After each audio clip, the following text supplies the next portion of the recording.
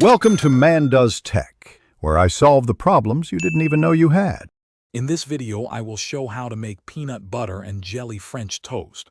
First, gather your ingredients: 2 slices of bread, peanut butter, jelly, 1 egg, and 1/4 cup of milk. You'll also need a shallow dish for dipping. This delicious breakfast combines classic flavors with a fun twist, perfect for a special morning treat. Let's get started with the preparation steps. Now let's assemble our sandwich. Take 1 slice of bread and spread a generous amount of peanut butter evenly across its surface. On the second slice, spread your favorite jelly. Then, carefully bring the 2 slices together, creating a delicious peanut butter and jelly sandwich.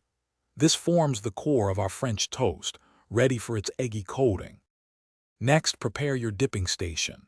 In a shallow dish, whisk together 1 egg and 1/4 cup of milk until well combined. Carefully dip your peanut butter and jelly sandwich into this mixture, ensuring both sides are fully coated. Then, place the dipped sandwich onto a preheated, buttered griddle. Cook for about 3 to 4 minutes on each side until golden brown and cooked through. Once golden brown, remove your peanut butter and jelly French toast from the griddle. For a nice presentation, slice it diagonally.